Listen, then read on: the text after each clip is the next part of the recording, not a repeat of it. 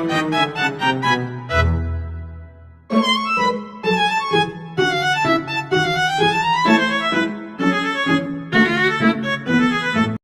Assalamualaikum warahmatullahi warahmatullahi wabarakatuh. wabarakatuh. Perkenalkan, Bapak, kami dari kelompok overview dan ruang lingkup rekayasa sistem logistik dengan terdiri dari saya Supron Anwar dan rekan saya. Perkenalkan, nama saya Muhammad Faisal Mahdi dengan NRP 23300158. Perkenalkan nama saya Siti Rohma dengan NRP 233010022. Selanjutnya akan dijelaskan oleh rekan saya.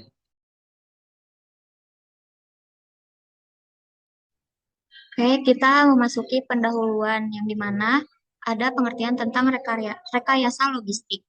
Jadi manajemen logistik merupakan bagian penting dalam kegiatan operasional perusahaan yang berfokus pada pengelolaan arus barang, informasi, dan sumber daya dari titik asal hingga ke konsumen akhir.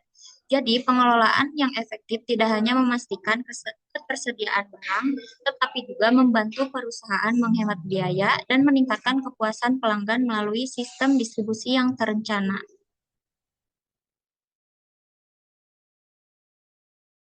Baik, selanjutnya yaitu tujuan dari sistem logistik. Sistem logistik yang pertama yaitu ada tujuan operasional, tujuan keuangan, dan yang terakhir yaitu tujuan keamanan. Untuk tujuan operasional adalah menyediakan barang yang cukup untuk memenuhi kebutuhan dalam beberapa hari ke depan. Di satu sisi juga untuk meminimalisir kelangkaan barang, maka dari itu biasanya perusahaan logistik punya gudang sendiri. Kemudian selanjutnya yaitu tujuan keuangan, yaitu dari kegiatan logistik adalah untuk mendapatkan keuntungan semaksimal mungkin dan menekan kerugian seminimal mungkin. Logistik biasanya menawarkan pengiriman barang yang lebih terjangkau dari jenis pengiriman lainnya. Dan yang terakhir yaitu tujuan keamanan, yaitu untuk memastikan barang yang diterima aman dan tidak mengalami kerusakan ketika diterima oleh penerima.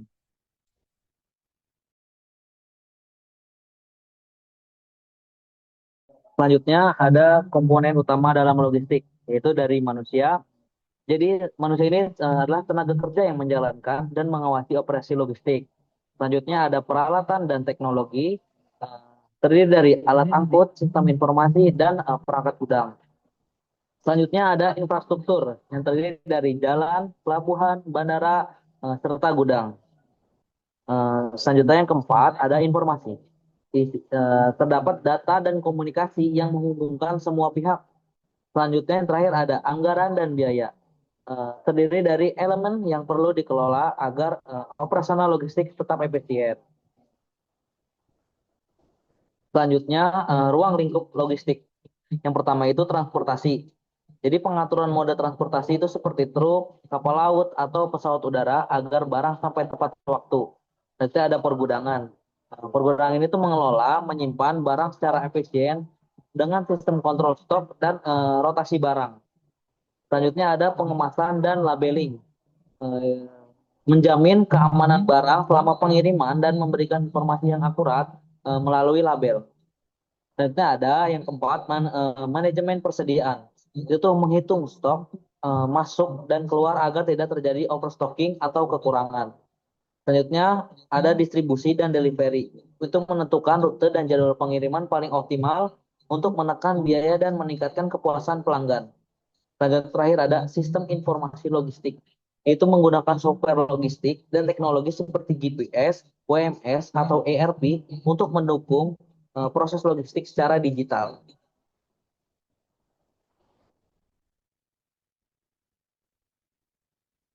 Selanjutnya ada alur sistem logistik. Yang pertama ada pengadaan barang atau proses memilih dan mendapatkan barang dari supplier.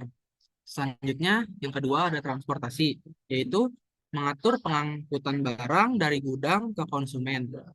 Yang ketiga ada penyimpanan, yaitu menyimpan barang di gudang dengan sistem pengelolaan yang baik. Yang keempat ada manajemen stok, yaitu memastikan stok tersedia sesuai permintaan pasar. Selanjutnya yang kelima ada distribusi, yaitu mengatur proses pengiriman barang ke berbagai titik tujuan. Dan yang keenam ada pelayanan pelanggan, ya atau menangani keluhan, return barang, dan pengiriman ulang jika dibutuhkan.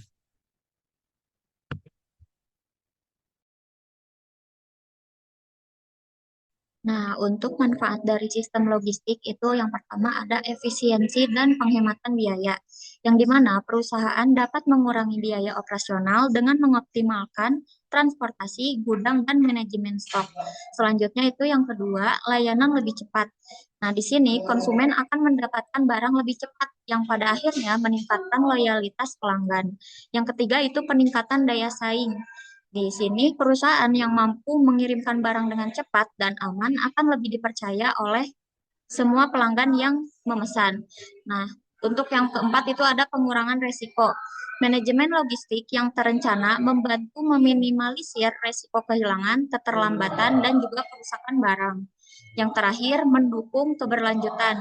Di sini konsep logistik hijau atau green logistik mendorong perusahaan untuk mengurangi emisi karbon dan mendukung kelestarian lingkungan.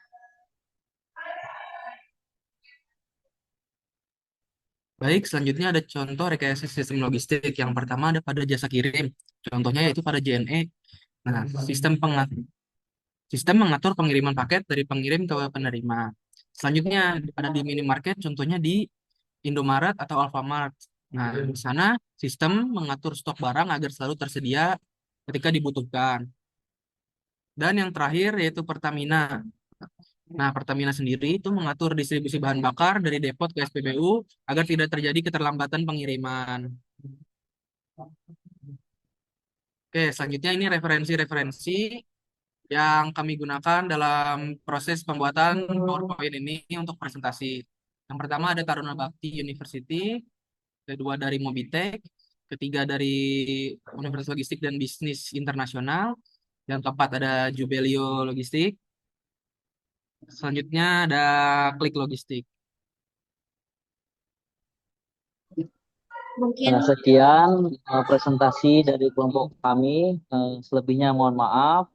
Wassalamualaikum Wassalamualaikum warahmatullahi Warahmatullahi wabarakatuh. wabarakatuh. wabarakatuh. Turnuhun Bapak. Terima kasih, Pak.